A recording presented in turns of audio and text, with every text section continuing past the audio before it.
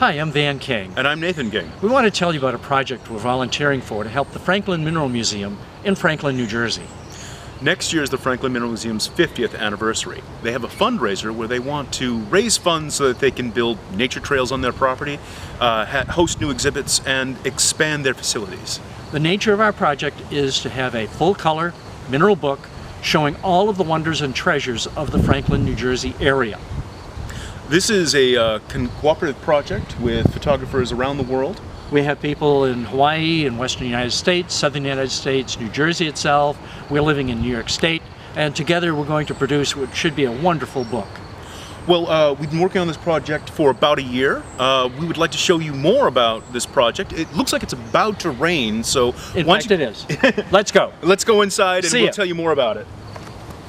This is the project. We are interested in the crystals of Franklin, New Jersey. Here's some of the crystals of Franklin, New Jersey. They're gorgeous things.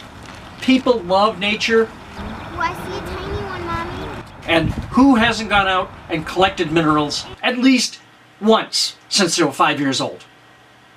There are people, however, who want to see pictures, beautiful pictures, of great crystals from this place. It's one of the great places on the earth.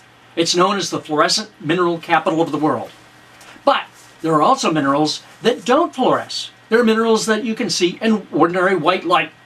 And we want to make pictures, great pictures, of every one of those, both in white and ultraviolet light, as we see here.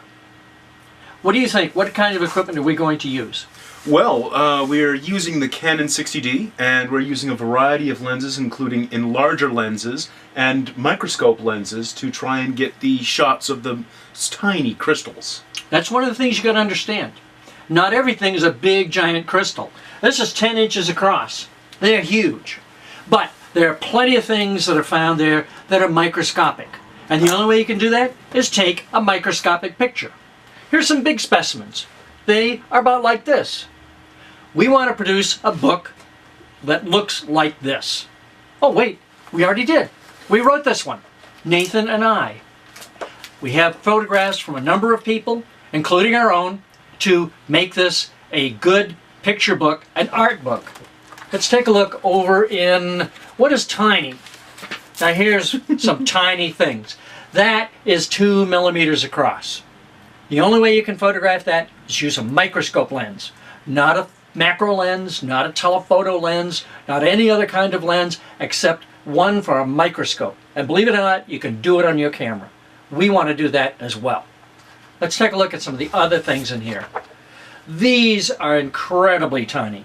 Some of these are only 1 millimeter across. And even though it doesn't look like it, some of these are the world's largest images that have ever been made of these. We didn't take this particular picture. This is a friend of mine who, by chance, is the vice president of the Daimler Corporation. His interest is minerals that are tiny. Well, we're interested in minerals that are tiny, as well as big ones, pretty ones. Don't believe it? Take a look at the rest of the book. That's not so bad. Those are nice big things. That's why they want a picture book. You won't find amethyst, you won't find specimens that look like this. They'll be different minerals. 357 different kinds. There are minerals from this location that are so rare that even though I've been interested in this locality for most of my life, I've never even seen them. Some of the specimens are in museums. Okay, we want to get to those places. We've driven down to Franklin, New Jersey and back, 350 miles one way. Well, that costs money. And while we love doing it, somewhere along the line you have to say, enough is enough. We can't do it all by ourselves. We need your help. Costs about $500 to go on a trip to Franklin, New Jersey to photograph about 100 minerals. Maybe 150. If we're lucky, we'll get 200 in one day or in a setting.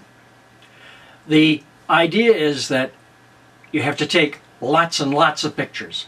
Some of the minerals that we see are better in some places than in others. That is, a museum might have a particularly great looking pink crystal called rhodonite, and there may be somebody who has one in their home that is better.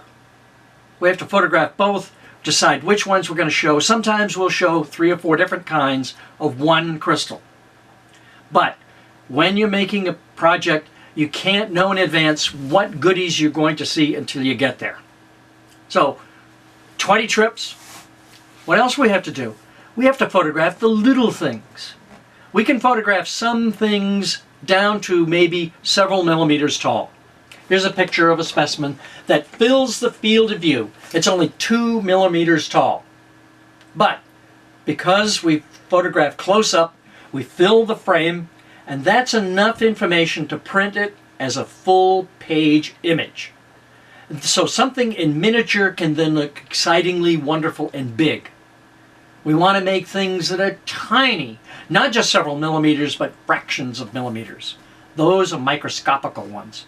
So even though we have all of our equipment for about 80% of the different minerals there are in Franklin, New Jersey, we also need to get some lenses that are microscope lenses, and sometimes the adapters cost even more than the lenses do. Well, that's our story. Those are the details that we have to show you, tell you about our project. The Franklin Mineral Museum has raised enough funds to print the book, but... However, we need your help. We need to pay for the expenses to go to where the minerals are. And with your help, we can make it happen. And the Franklin Mineral Museum continue its educational... benefit for all of the schools they work with and all the people who go to visit it. Thank you very much. Thank you very much.